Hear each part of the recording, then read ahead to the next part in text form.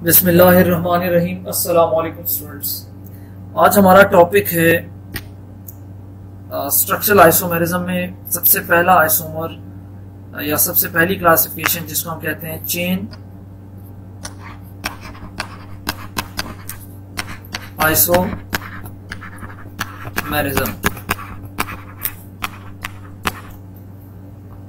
Chain isomerism को कहा जाता है, दूसरा नाम चेन आइसोमेरिज्म का है हमारे पास स्केलेटल आइसोमेरिज्म।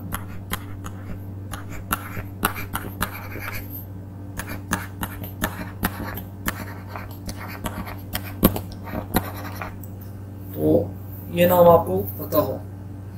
चेन आइसोमेरिज्म की जो डेफिनेशन हम करते हैं, यहां मैं इसको डिफाइन कर देता हूं कि compounds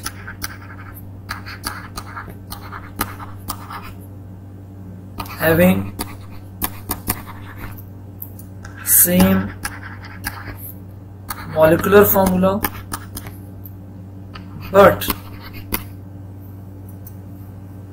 difference of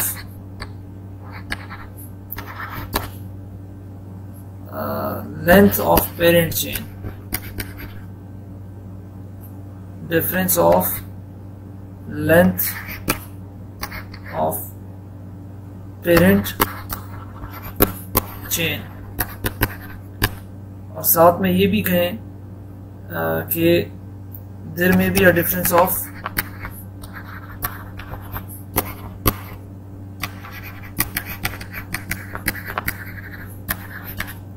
length of substituent. इसका क्या मतलब है? जो दूसरा पॉइंट मैंने कहा कि सब्स्टिट्यूएंट की लेंथ में भी डिफर कर सकता है, तो जो मैं आपको एग्जांपल सॉल्व कराऊंगा चेन आइसोमेरिज्म की अभी, तो आपको समझ आ जाएगी। तो एग्जांपल सबसे पहली जो सॉल्व करते हैं चेन आइसोमेरिज्म से, एक और भी पॉइंट आपको इसके साथ याद रखना होगा, इसमें फंक्शनल ग्रुप चेंज नहीं होता। चेन आइसोमेरिज्म के दौरान जो फंक्शनल ग्रुप लगा होता है वो चेंज नहीं होता, और जो सब्स्टिट्यूएंट लगा होता है वो भी क्या रहा होता है, वो भी सेम रह रहा होता है। या डबल बॉन्ड और जो सब्स्टिट्यूएंट है वो भी क्या रह रहे होते हैं, सेम रह रहे होते हैं। तो ये जो मैंने लिखे हैं ये क्या रहेंगे, सेम रहेंगे चेन आइसोमेरिज्म के दौरान। फंक्शनल ग्रुप चेंज नहीं होगा, डबल बॉन्ड चेंज नहीं होगा, और सब्स्टिट्यूएंट की नेचर चेंज नहीं होगी। सब्स्टिट्यूएंट की लेंथ चेंज हो सकती है, और सब्स्टिट्यूएंट की लेंथ की चेंज होने की वजह से भी चेन आइसोमेरिज्म पॉसिबल हो सकता है। तो जो मैंने डेफिनेशन लिखी है उसको हम अभी एग्जाम्पल के थ्रू क्या करते हैं, समझते हैं। जैसे कि सबसे सिंपलेस्ट एग्जांपल जो चेन आइसोमेरिज्म की एग्जांपल हो सकती है अल्केन में, तो वो हमारे पास है ब्यूटेन की। कि ब्यूटेन में 4 कार्बन हो तो उसको हम कहते हैं एन ब्यूटेन, नॉर्मल ब्यूटेन इसे कहा जाता है, या एन ब्यूटेन कहते हैं इसे। और 4 कार्बन वाले ब्यूटेन का जो मॉलिक्यूलर फॉर्मूला है हमारे पास, वो हमारे पास है C4H10। तो एक C4H10 का जो अरेंजमेंट हम कर सकते हैं वो स्ट्रेट चेन में कर सकते हैं, और दूसरी जो अरेंजमेंट हम कर सकते हैं, मैं स्ट्रक्चर को थोड़ा सा नीचे लिख देता हूं।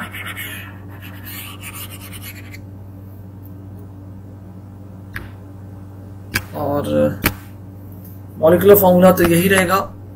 इसकी जो अरेंजमेंट पॉसिबल है हमारे पास वो एक है कि हम इसे स्ट्रेट चेन में लिखें C बॉन्ड C, इसके साथ हाइड्रोजन अगर अरेंज करें तो साइड कार्बन के साथ जो हाइड्रोजन होंगे वो 3 होंगे, और जो सेंट्रल हाइड्रोजन कार्बन है उनके पास 2 हाइड्रोजन होंगे। तो ये आपके पास हुआ एन ब्यूटेन या नॉर्मल ब्यूटेन। और इसी तरह आप जब अगर इसको ब्रांच में ले जाएं एक कार्बन को, जिसको हम कहेंगे कि हमारे पास ये क्या हुआ, आइसोब्यूटेन।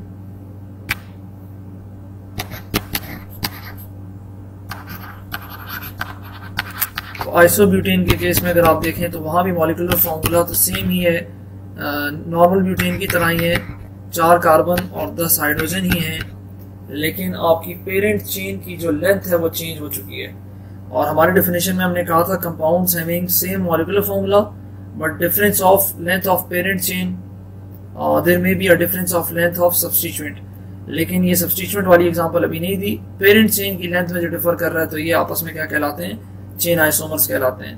तो अगर हम देखें पेरेंट की लेंथ यानी पेरेंट चेन की लेंथ को देखें तो यहाँ आपके पास कितनी चेन की लेंथ बन रही है, 4 कार्बन की, और आइसोब्यूटेन में आपके पास जो मेन चेन या पेरेंट चेन बन रही है वो कितने कार्बन की बन रही है, 3 कार्बन की।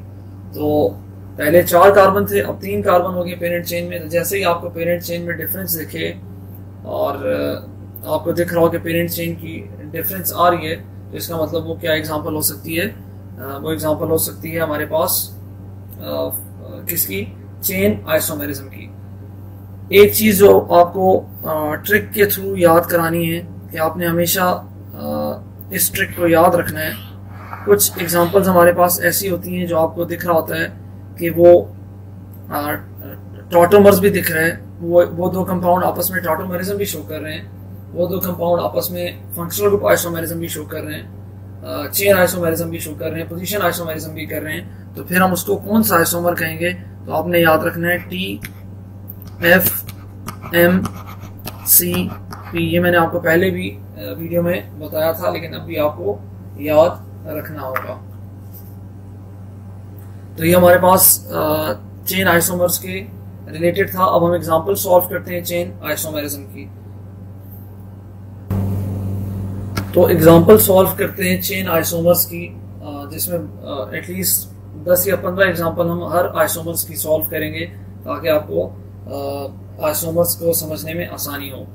एक एग्जांपल मैंने आपको ब्यूटेन की बताई और नॉर्मल ब्यूटेन और आइसोब्यूटेन की बताई। अब हम पेंटेन की तरफ अगर जाएं अल्केन में ही, तो C bond C bond C bond C, आपके पास 5 कार्बन।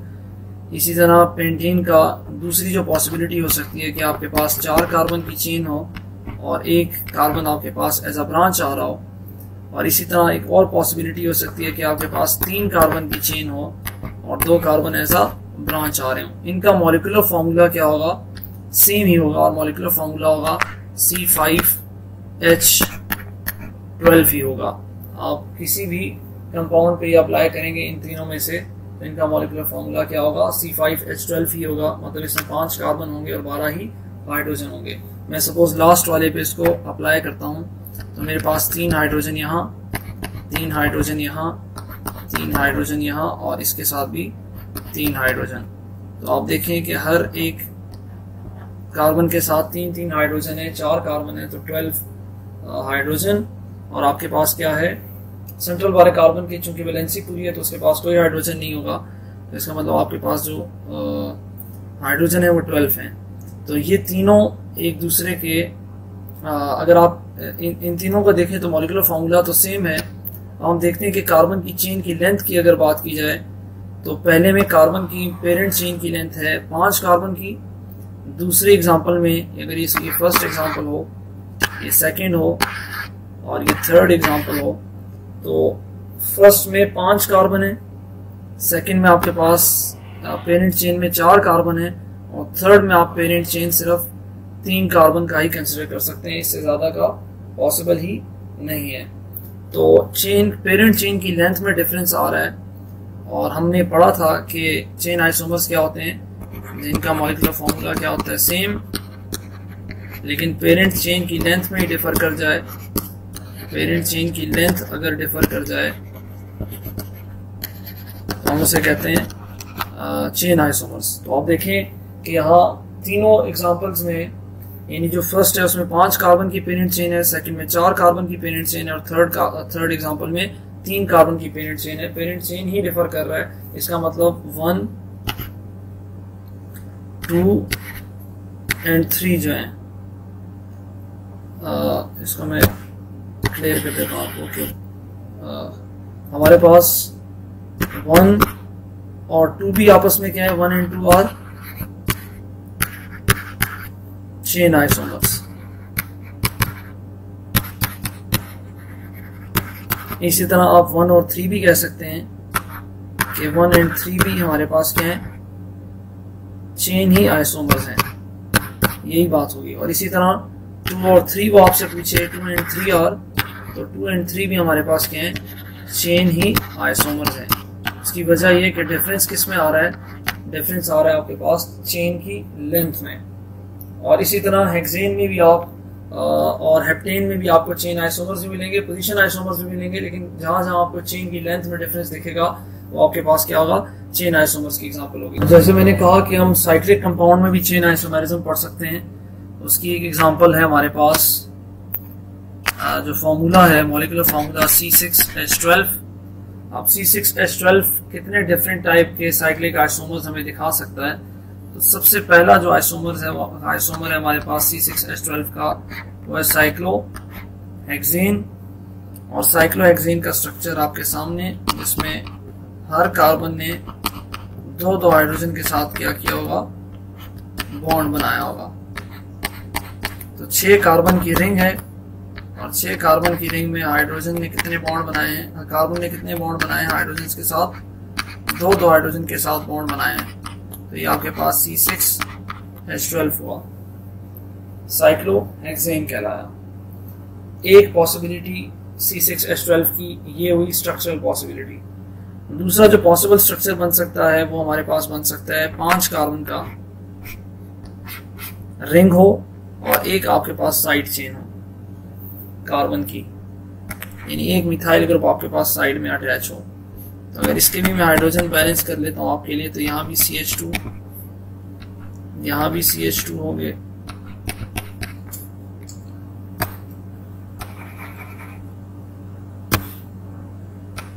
ये H H H H, इस तरह H और यहाँ भी H, और एक हाइड्रोजन यहाँ आपके पास अटैच होगा।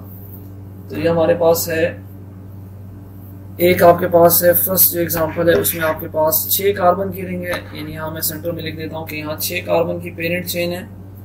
और सेकंड एग्जांपल में जो आपके पास है, ये आपकी सेकंड एग्जांपल, और सेकंड एग्जांपल में आपके पास 5 कार्बन की पेरेंट चेन है और एक कार्बन आपके पास एज ए सब्स्टिट्यूएंट अटैच है।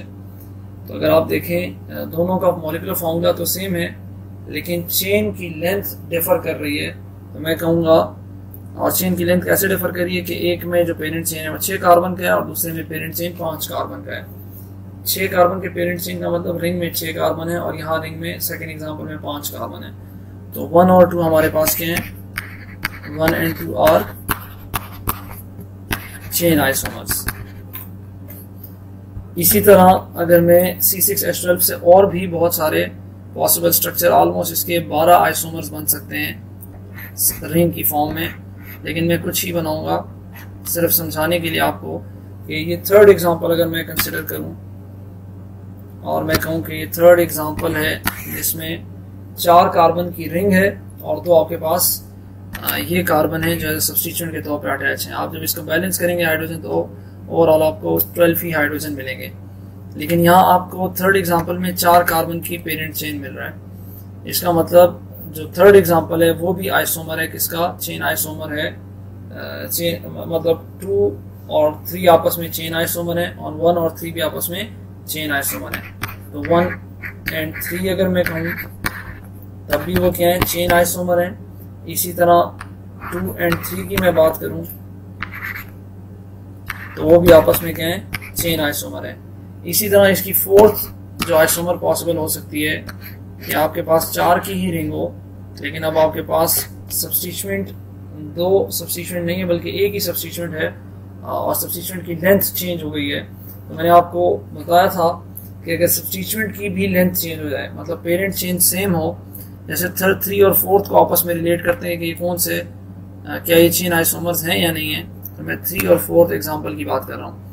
तो 3 और 4 में अगर आप चेन देखें तो पेरेंट चेन देखें तो पेरेंट चेन में दोनों में 4 कार्बन है, लेकिन सब्स्टिट्यूएंट की लेंथ 4th में 2 कार्बन की बनी हुई है। यहाँ आपके पास 2 कार्बन का सब्स्टिट्यूएंट है और यहाँ जो आपके पास सब्स्टिट्यूएंट है वो 1 कार्बन का है। तो मैंने आपको कहा था कि अगर सब्स्टिट्यूएंट की लेंथ में भी चेंज आ जाए और पेरेंट चेन कांस्टेंट हो तो तब भी वो एक दूसरे के क्या कहलाएंगे, आइसोमर कहलाएंगे। तो 3 and 4 भी हमारे पास क्या है, चेन आइसोमर है, और 2 and 4 भी चेन आइसोमर है और 1 and 4 भी चेन आइसोमर है। तो 1 and 4 भी आप कह सकते हैं कि क्या है, हमारे पास चेन आइसोमर्स हैं। इसी तरह 2 एंड 4 भी हमारे पास क्या है, चेन आइसोमर है, क्योंकि पेरेंट चेन की लेंथ में डिफरेंस आ रहा है। लेकिन 3 और 4 आपके पास ट्रिकी एग्जांपल है कि जिसमें आपके पास सब्स्टिट्यूएंट की लेंथ में चेंज आ रहा है, तो वो कौन से आइसोमर होंगे, वो भी चेन आइसोमर होंगे, इवन अगर पेरेंट चेन हमारे पास क्या हो, कांस्टेंट हो। जैसे 3 और 4 में आप देख रहे हैं कि रिंग में 4 ही कार्बन है और वही पेरेंट चेन है, तो वो तो कांस्टेंट है या सेम है, लेकिन हमारे सब्स्टिट्यूएंट की लेंथ क्या कर गई, डिफर कर गई। तो 3 और 4 को हमने सब्स्टिट्यूएंट की लेंथ की डिफरेंस की वजह से क्या कहा, चेन आइसोमर का। और भी इसके आइसोमर्स पॉसिबल हैं, वो मैं ड्रॉ कर देता हूँ और आप बताइएगा वीडियो में कमेंट में मुझे कि ये क्या कहलाते हैं, कौन से आइसोमर हैं 1, 2, 3 और 4 के रिस्पेक्ट से। कि अगर आप 3 की रिंग बनाएं और 3 ही सब्स्टिट्यूएंट ड्रॉ कर दें तो ये भी आइसोमर पॉसिबल है। 3 आपको कार्बन मिलेंगे रिंग में और 3 बाहर सब्स्टिट्यूएंट मिल रहे हैं, और आप मुझे पता है कि इनके हाइड्रोजन 12 ही होंगे। इसी तरह ये आइसोमर भी पॉसिबल है कि आपके पास 2 सब्स्टिट्यूएंट एक ही कार्बन पे अटैच हों और 3 की रिंग हो। और ये भी पॉसिबिलिटी हो सकती है कि 3 कार्बन की रिंग हो और एक इथाइल सब्स्टिट्यूएंट अटैच हो और एक मिथाइल सब्स्टिट्यूएंट अटैच हो। और एक और पॉसिबिलिटी जो बहुत ट्रिकी है कि आपके पास 3 की ही रिंग हो और आपके पास 3 सब्स्टिट्यूएंट अटैच हो। 3 सब्स्टिट्यूएंट नहीं, एक ही सब्स्टिट्यूएंट हो लेकिन वो प्रोपाइल ग्रुप हो। तो 1, 2, 3 3 कार्बन का सब्स्टिट्यूएंट और रिंग 3 कार्बन का हो, तो ये भी C6H12 का ही आइसोमर है। तो आपने इनके बारे में बताना है। सपोज मैं इनकी नंबरिंग भी कर देता हूँ कि ये आपके पास 5th आइसोमर हुआ, ये आपके पास 6th आइसोमर हुआ, ये आपके पास 7th हुआ और ये आपके पास क्या हुआ, 8th आइसोमर हुआ। और आपको मैंने बताया कि इसके ऑलमोस्ट इसके 12 आइसोमर्स बनेंगे। अगर आपने खुद प्रैक्टिस करनी है तो 12 आइसोमर्स भी बना के कोशिश कीजिए कि 12 कैसे आइसोमर्स इसके बनेंगे। डिफरेंट अरेंजमेंट कीजिएगा तो आपको समझ आ जाएगी कि डिफरेंट अरेंजमेंट से इसके डिफरेंट टाइप के आइसोमर्स पॉसिबल हैं C6H12 के। तो ये तो मैंने आपको चेन आइसोमर्स में एग्जांपल दी। 2-3 और चेन आइसोमर्स के एग्जांपल के साथ सॉल्व करते हैं, फिर हम नॉर्मल स्ट्रेट चेन वाले कंपाउंड्स में ही जाएंगे, जहां अगर फंक्शनल ग्रुप्स आ जाएं और फंक्शनल ग्रुप सेम ही रहे और लेकिन चेन की लेंथ चेंज कर जाए, या सब्स्टिट्यूएंट ही रहे और चेन की लेंथ चेंज कर जाए, तो वहाँ चेन आइसोमेरिज्म को कैसे पढ़ेंगे। इससे पहले हमने अभी पढ़ा अल्केन को, अल्केन के चेन आइसोमेरिज्म, यानी अल्केन स्ट्रेट चेन अल्केन में आइसोमेरिज्म चेन आइसोमेरिज्म पढ़ी। फिर हमने ये रिंग में आइसोमेरिज्म पढ़ी और इसके बाद हम ही रिंग की एग्जांपल 1-2 कर देते हैं और फिर हम और सब्स्टिट्यूएंट जैसे क्लोरीन फ्लोरीन अटैच हैं और वहाँ चेन आइसोमेरिज्म कैसे अल्काइल हैलाइड्स में होती हैं, तो उसको डिस्कस करेंगे।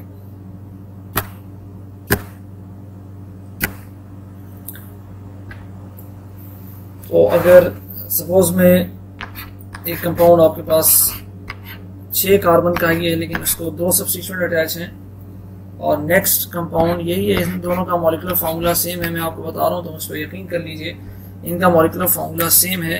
यहाँ आपके पास ये एग्जांपल है जिसमें पहले केस में साइक्लोहेक्सेन के केस में आपके पास सपोज फर्स्ट कार्बन है ये, तो फर्स्ट कार्बन में आपके पास ये फर्स्ट कार्बन, तो फर्स्ट कार्बन में आपके पास 2 मिथाइल ग्रुप थे और इधर जो फर्स्ट कार्बन है उसके पास आपके पास इथाइल सब्स्टिट्यूएंट है। तो अगर पेरेंट चेन देखें तो पेरेंट चेन तो सपोज मैं इसको 1 कंपाउंड कहता हूँ, इसको सेकंड कंपाउंड कहता हूँ, तो पेरेंट चेन तो दोनों में क्या है 6 कार्बन की बनी हुई है, लेकिन जो सब्स्टिट्यूएंट है वो डिफर कर गया है। एक में सब्स्टिट्यूएंट की लेंथ जो है वो 1 कार्बन की है और दूसरे में जो सब्स्टिट्यूएंट की लेंथ है वो आपके पास यानी जो सब्स्टिट्यूएंट की लेंथ यहाँ आपको दिख रही है वो कितने कार्बन की है, 2 कार्बन की। तो अगर पेरेंट चेन सेम हो जाए और सब्स्टिट्यूएंट की लेंथ डिफर कर जाए तो इसका मतलब 1 and 2 फिर भी हमारे पास क्या होंगे, 1 and 2 जो हमारे पास कंपाउंड है वो चेन आइसोमर्स ही होंगे। तो अब मुझे लगता है कि एटलीस्ट आपको समझ आ गई होगी चेन आइसोमर्स की। अब हम क्लोरीन वगैरह एज सब्स्टिट्यूएंट और डबल वगैरह अगर एज अ सब्स्टिट्यूएंट के तौर पे यूज करें तो उनमें चेन आइसोमेरिज्म कैसे पॉसिबल हो सकती है उसको हम डिस्कस करते हैं।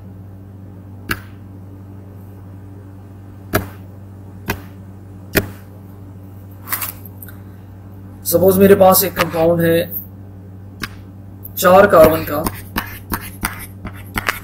और उसके साथ अटैच है एक हेलोजन और मैं इसको किसी और कलर से शो कर देता हूँ हैलोजन को, और ये क्लोरीन है। जो मेन चेन है आपके पास ब्यूटाइल क्लोराइड, इसको हम कहेंगे नॉर्मल ब्यूटाइल क्लोराइड है, ब्यूटाइल क्लोराइड है। और इसी तरह आपके पास ये भी तो हो सकता था कि ब्यूटाइल क्लोराइड होता लेकिन आइसोब्यूटाइल क्लोराइड होता, सी बॉन्ड सी होता, यहाँ कार्बन अटैच होता और यहाँ आपके पास क्लोरीन अटैच होता। तो अब आप देखें कि चेन की लेंथ में क्या कर गया, डिफरेंस हो गई है। फर्स्ट जो एग्जांपल थी आपके पास, यानी फर्स्ट जो कंपाउंड था आपके पास वो आपके पास 4 कार्बन का था, और सेकंड जो कंपाउंड है आपके पास वो भी 4 कार्बन का है, लेकिन पेरेंट चेन फर्स्ट में आपके पास 4 कार्बन की है और सेकंड में आपके पास कितने कार्बन की है, 3 कार्बन की पेरेंट चेन है। और क्लोरीन की अगर आप पोजीशनिंग देखें तो क्लोरीन फर्स्ट एग्जांपल में भी आपके पास 1 पोजीशन पे है और सेकंड एग्जांपल में भी आपके पास 1 पोजीशन पे ही क्लोरीन अटैच है।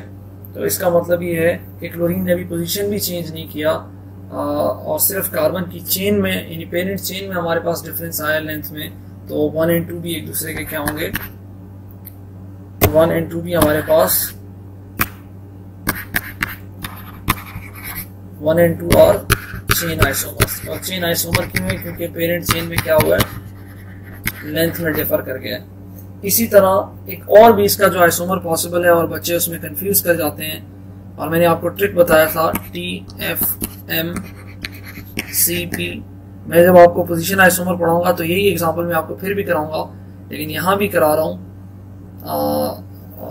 और यहाँ कराते हुए मैं आपको बता रहा हूँ कि ऐसी भी पॉसिबिलिटी हो सकती है कि ये कार्बन है और क्लोरीन अपनी पोजीशन ही चेंज कर जाए। फर्स्ट पोजीशन पे क्लोरीन था दोनों केसेस में, लेकिन थर्ड एग्जांपल में हमारे पास क्लोरीन ने अपनी पोजीशन चेंज कर दी। तो अब आप इसको कोई और आइसोमर नहीं कहेंगे, बल्कि अब भी आप इसको क्या कहेंगे, ये चेन आइसोमर है। इसके केस में 1 और 3 आपस में क्या है, चेन आइसोमर है। 1 और 3 खासतौर पे आपस में क्या है, और चेन आइसोमर्स, क्योंकि 1 में आपके पास 4 कार्बन है और 3 में आपके पास कितने कार्बन है, मेन चेन में 3 कार्बन है। तो 1 और 3 आर चेन आइसोमर्स।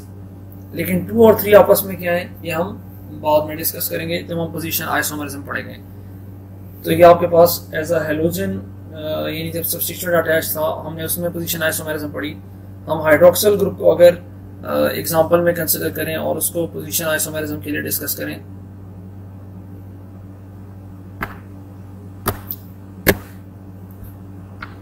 तो अगर सपोज हमारे पास ब्यूटाइल अल्कोहल है, C बॉन्ड OH, और ये 1 ब्यूटाइल अल्कोहल है जिसमें 4 कार्बन की चेन है, और अब मैं कह रहा हूं कि इसको मैं आइसोब्यूटाइल अल्कोहल बना लूं। तो यहाँ आपके पास कार्बन और हाइड्रोक्सिल ग्रुप ने अपनी पोजीशन चेंज ना की हो। तो अब आप देखें कि फर्स्ट एग्जांपल में आपके पास कितने कार्बन है, 4 पेरेंट चेन में, और सेकंड में आपके पास कितने कार्बन है, 3 है पेरेंट चेन में। तो इसका मतलब 1 और 2 और हाइड्रोक्सिल ग्रुप ने अपनी पोजीशन भी नहीं चेंज की, हाइड्रोक्सिल अभी 1 पे है और यहाँ भी 1 पोजीशन पे है। तो हम इसको फंक्शनल ग्रुप आइसोमेरिज्म भी नहीं कह सकते कि कहीं ऐसा ना हो आप सोच रहे हो कि जिन बच्चों को फंक्शनल ग्रुप के बारे में पता है जो अभी मैंने पढ़ाया नहीं है, और वो सोच रहे हो कि फंक्शनल ग्रुप आइसोमेरिज्म है। अभी हाइड्रोक्सिल ग्रुप ने अपनी पोजीशन चेंज नहीं की और सिर्फ पेरेंट चेन में ही कार्बन की लेंथ में ही चेंज आया है। तो 1 और 2 हमारे पास क्या होंगे, चेन आइसोमर्स होंगे।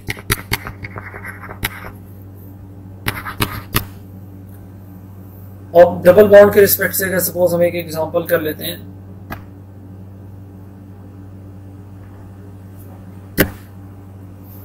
कि आपके पास सपोज चेन है C बॉन्ड C, फिर bond C, double bond C, 5 carbon की सपोज आपके पास पेंटीन है, N पेंटीन।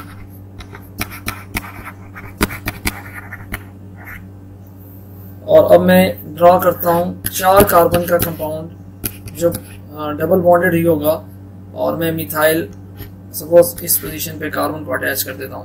तो मेरे पास अब 5 कार्बन है, डबल बॉन्ड भी है। आप इसके जब ओवरऑल मॉलिक्यूलर फार्मूला देखेंगे तो इन दोनों का मॉलिक्यूलर फार्मूला सेम ही होगा, लेकिन स्ट्रक्चरल फार्मूला इनका क्या है, डिफरेंट है।